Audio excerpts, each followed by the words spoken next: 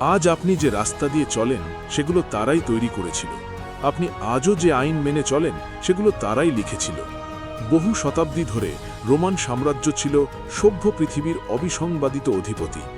কিন্তু মাত্র ৬টি ছোট দিনে একটি বিশাল ভুল পৃথিবীর সর্বশ্রেষ্ঠ সামরিক শক্তিকে সম্পূর্ণ ধূলিসাৎ করে দিয়েছিল।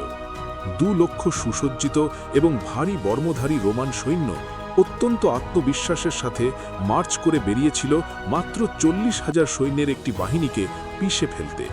কিন্তু সামরিক ইতিহাসের সব যুক্তিকে ভুল প্রমাণ করে তারা পরাজিত হল। রোম তার পূর্ব দিকের গুরুত্বপূর্ণ অঞ্চল রক্ষা করতে সমস্ত শক্তি উজাড় করে দিয়েছিল, কিন্তু সেই আঘাত থেকে রোম আর কখনোই ঘুরে দাঁড়াতে পারেনি।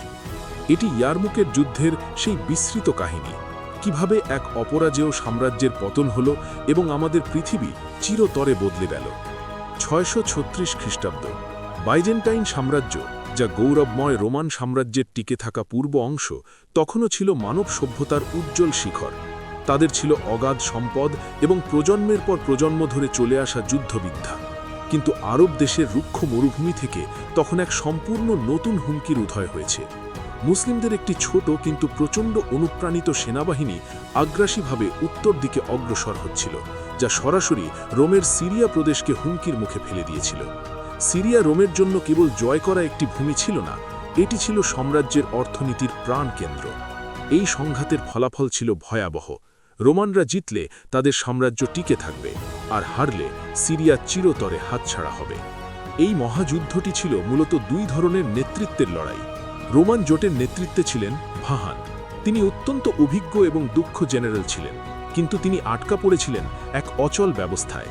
তার অধীনে থাকা অহংকারী জেনারেলরা প্রতিটি ছোটখাটো সিদ্ধান্তে একে অপরের সাথে তর্কে লিপ্ত হতেন।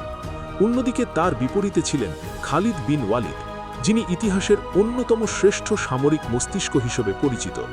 খালিদ ছিলেন ভাহানের ঠিক উল্টো, অত্যন্ত আক্রমণাত্মক, দ্রুতগামী এবং রণক্ষেত্রে বিপজ্জনকভাবে অনিশ্চিত। তার বাহিনীর উপর তার ছিল অবিসংবাদিত কর্তৃত্ব। এটি ছিল এক মুমূর্ষ সাম্রাজ্যের বিভক্ত ও স্থবির শক্তির বিরুদ্ধে এক সুসংহত এবং ক্ষুধার্ত বাহিনীর লড়াই। ইয়ারমুক নদীর কাছে ধূলিময় সমতলে ২ বাহিনী মুখোমুখি হল। ভাহান এই জায়গাটি বেছে নিয়েছিলেন কারণ তার ২ লক্ষ সৈন্যের বিশাল বাহিনীর মোতায়েনের জন্য এটি ছিল আদর্শ। কিন্তু তিনি একটি মারাত্মক ভুল করলেন। ইয়ারমুকের রণক্ষেত্রটি ছিল খাড়া পাহাড় এবং গভীর নদীগর্ভ দ্বারা বেষ্টিত।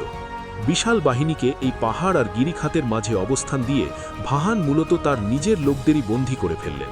তারা নিরাপত্তার জন্য যে দেওয়াল তৈরি করেছিলেন সেটিই তাদের নড়াচড়ার ক্ষমতা কমিয়ে দিল। যুদ্ধের মোড় ঘুরে গেলে সেখান থেকে সুশৃঙ্খলভাবে পিছু হটা বা পালানোর কোনো পথ ছিল না।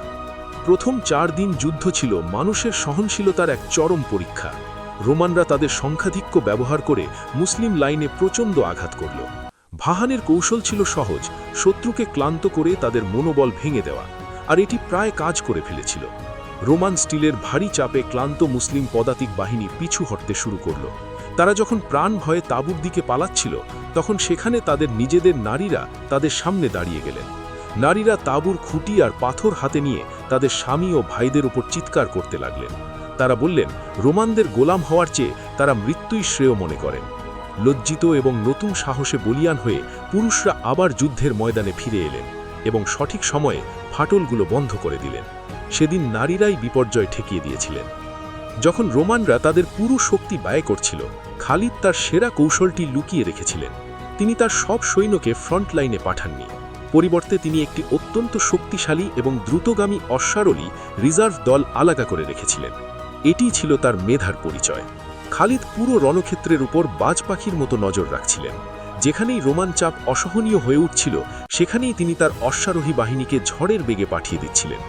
রোমান জেনারেলরা যখন তাদের তাঁবুতে পরবর্তী পদক্ষেপ নিয়ে ঝগড়া করছিলেন, খালিদ ততক্ষণে আঘাত করে অদৃশ্য হয়ে যাচ্ছিলেন এবং রোমান দৈত্যকে তিল তিল করে রক্তশূন্য করছিলেন। ষষ্ঠ দিন যুদ্ধ তার চূড়ান্ত পর্যায়ে পৌঁছল। রোমানরা তখন ক্লান্ত এবং মানসিকভাবে বিপর্যস্ত। খালিদ এবার তার শক্তিশালী অশ্বারোহী রিজার্ভ বাহিনীকে পূর্ণ শক্তিতে আক্রমণের নির্দেশ দিলেন। তবে তিনি রোমানদের কেন্দ্রে আঘাত না করে তাদের বাম প্রান্তে আঘাত করলেন। ঠিক যখন রোমানদের লাইন ভেঙে পড়তে শুরু করল, তখন এক প্রচণ্ড ধূলিঝড় সমতলে আঘাত হানল। মরুভূমির তীব্র বাতাস রোমান সৈন্যদের চোখের ওপর ধুলোর আস্তরণ ফেলে দিল। তারা একে অপরের সাথে যোগাযোগ করতে পারল না এবং তাদের শক্ত ফরমেশন মুহূর্তেই ভেঙে গেল। বাম প্রান্ত ধ্বংস হওয়া এবং ধূলিঝড়ের কবলে পুরো রোমান বাহিনী আতঙ্কিত হয়ে গেল। একসময় সুশৃঙ্খল রাজকীয় সৈন্যরা তাদের ভারী অস্ত্র ফেলে পালাতে শুরু করল, কিন্তু ইয়ারমুকের সেই মরণ ফাঁদ এবার কার্যকর হল। আতঙ্কিত রোমানরা সরাসরি সেই খাড়া পাহাড় এবং গিরিখাতের দিকে দৌড়াতে শুরু করল। অন্ধ ধূলির মাঝে হাজার হাজার ভারী বর্মধারী রোমান সৈন্য পাহাড়ের ওপর থেকে নিচে নদীগর্ভে পড়ে মরতে লাগল। এটি ছিল এক চরম দুঃস্বপ্ন। একটি বাহিনী এতটাই বড় ছিল যে তারা নিজেদের রণক্ষেত্র থেকেও পালাতে পারল না। ইয়ারমুকের এই ভয়াবহ ধ্বংসযজ্ঞের পর রোম আর কখনোই সিরিয়ায় ফিরে আসতে পারেনি। ইয়ারমুকের এই অবিশ্বাস্য পরাজয়ের ফলে বাইজেন্টাইন সাম্রাজ্য চিরতরে সিরিয়া হারায় এবং প্রাচীন বিশ্বের মানচিত্র বদলে যায়। সেই ভয়াবহ রক্তক্ষয়ী যুদ্ধের পর রোমানদের গৌরব আর কখনোই ফিরে আসেনি। ইতিহাসে ইয়ারমুক নামটির অর্থই হয়ে থাকে ধৈর্য এবং রণকৌশলের মাধ্যমে এক অসম্ভব বিজয়।